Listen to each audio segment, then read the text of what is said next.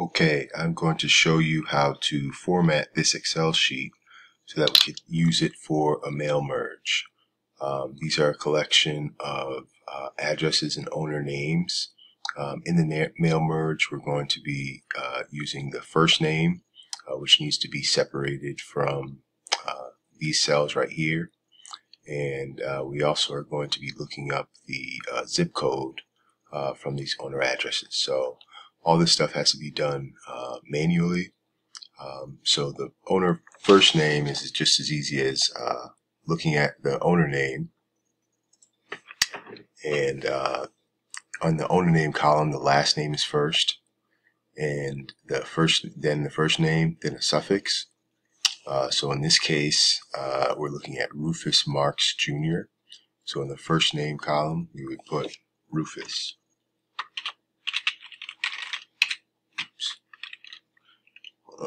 Not like that.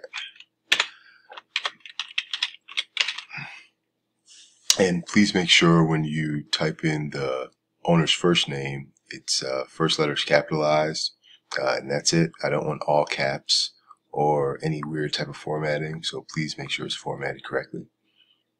So then we go on to the next one. We've got Agnes,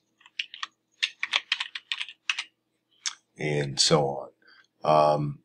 Watch out for cases like this where it is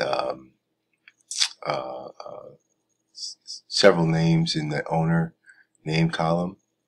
In this case, usually the middle name is the last name, and the name in the middle would be the first name, and the last name is the first one.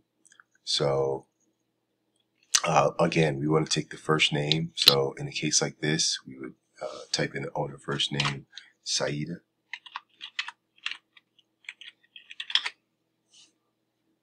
Okay, just like that. Now, in a case where it is a business, we're just going to put the whole business in the first name column. Okay, just like that. We can clean up the businesses a little bit, like if it says LLC. You see how that there's only one L capitalized. We might go up here and do LLC. Okay, so that way when we merge it into the Word document, it'll be formatted correctly. So in a case like this, where there's two owners, usually assuming it'd be a husband and wife, usually I'll take the male's name and use it for the first name column. So in the case of Ronald and Nancy, we're going to go ahead and use Ronald. So we'll put Ronald in the first name column.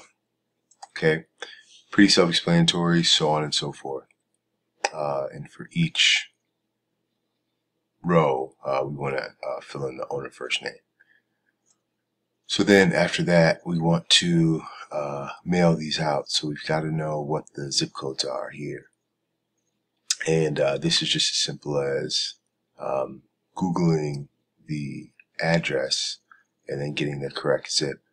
It's important that you Google both the street address and the city and state so that we don't get any addresses mixed up, because there could be this Broadway address in several zip codes. So we want to make sure we're getting the zip code for Alden, New York at this address. So to fill in the owner zip code, we would just, what I do is I'll copy and paste this into Google.